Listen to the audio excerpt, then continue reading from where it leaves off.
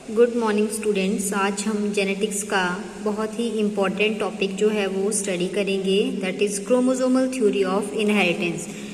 सबसे पहले इसमें आता है rediscovery of the Mendel's law कि मेंडल ने जितने भी एक्सपेरिमेंट्स किए थे इनहेरिटेंस के ऊपर वो अनरिकॉग्नाइज्ड जो है वो रहे बहुत सालों तक।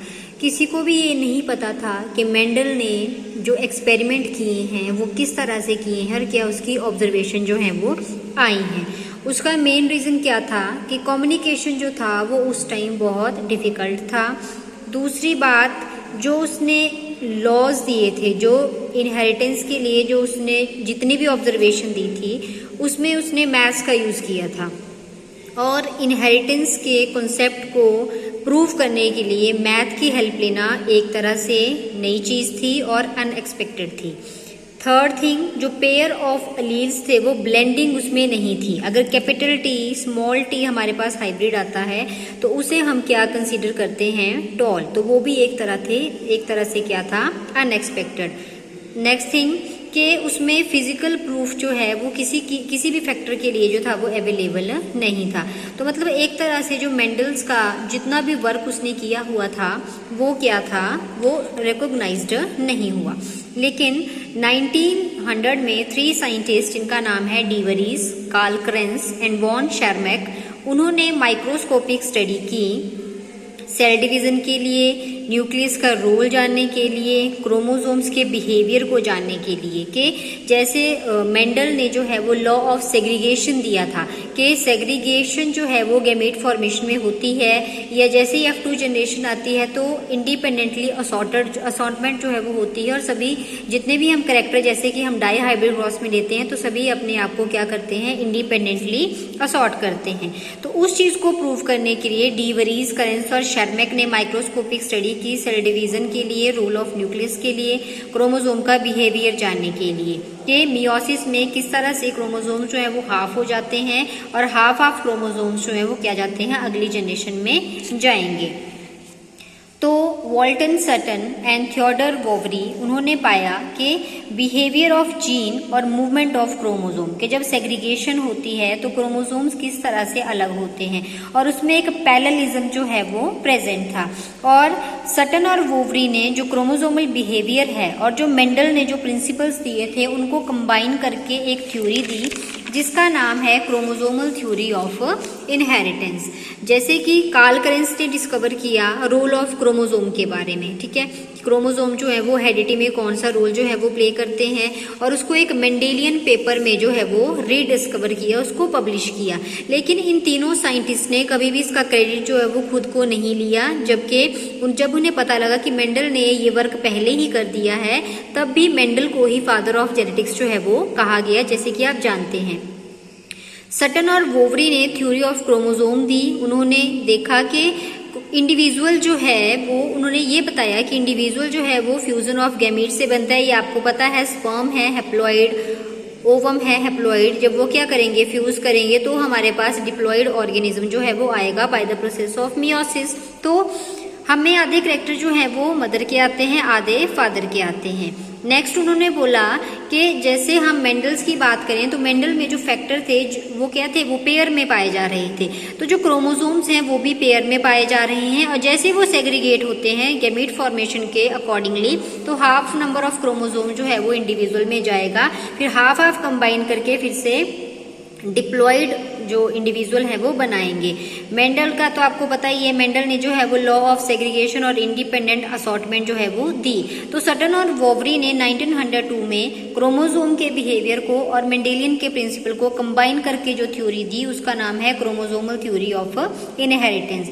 उन्होंने क्या कहा कि क्रोमोसोम्स जो हैं they are the carrier of the gene, के जैसे क्रोमोसोम पेयर में पाए जाते हैं वैसे ही जो जीन्स हैं वो भी वैसे ही प्रेजेंट हैं और उनका जो बिहेवियर है वो पैरेलल है।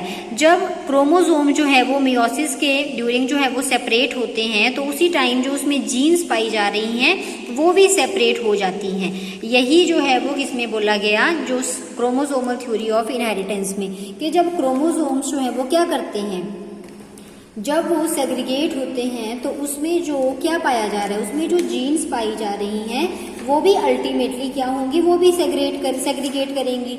मियोसिस के बारे में आपने जो है वो +1 में पढ़ा हुआ है, मेटाफेज है, एनाफेज है, टीलोफेज है।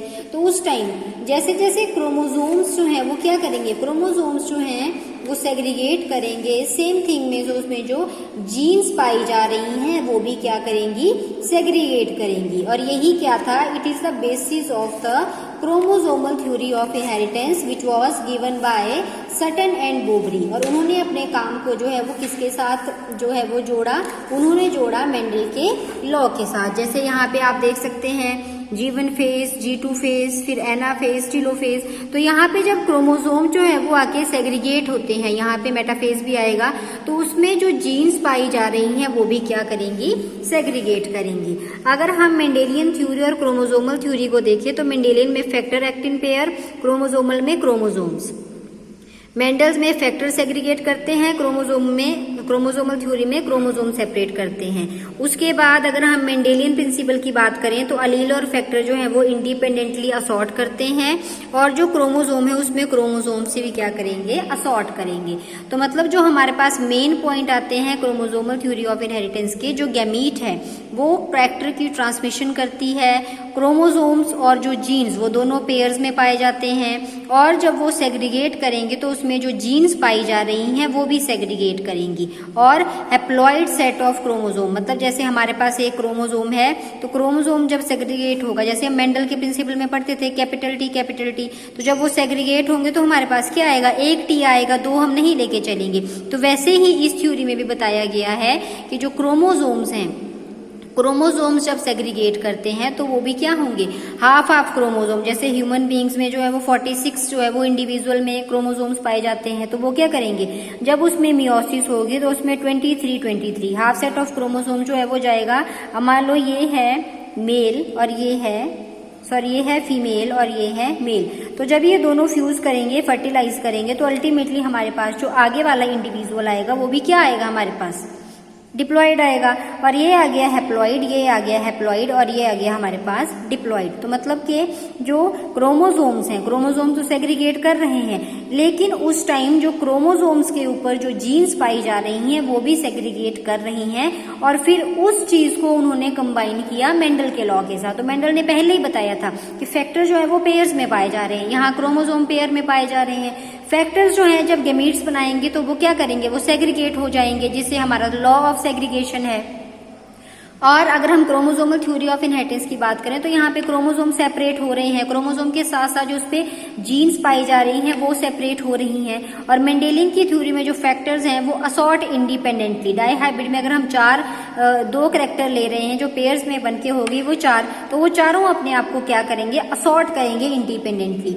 और क्रोमोसोमल थ्योरी में भी क्या है, अगर सेग्रीगेट हो रहे हैं तो अगले इंडिविजुअल में कुछ कैरेक्टर जो है वो मदर के आएंगे, कुछ कैरेक्टर जो है वो फादर के आएंगे। तो ये थ्योरी जो है वो इम्पोर्टेंट है, क्रोमोसोमल थ्योरी ऑफ इनहेरिटेंस के।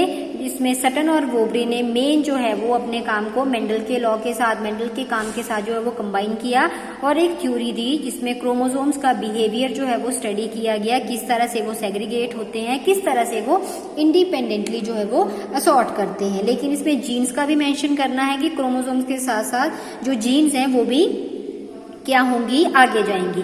अब इसका जो एक्सपेरिमेंटल प्रूफ है क्रोमोसोम्स का कि किस तरह से वो सेग्रीगेट करते हैं, किस तरह से वो इंडिपेंडेंटली असॉर्ट करते हैं, ये हम नेक्स्ट टॉपिक में पढ़ेंगे।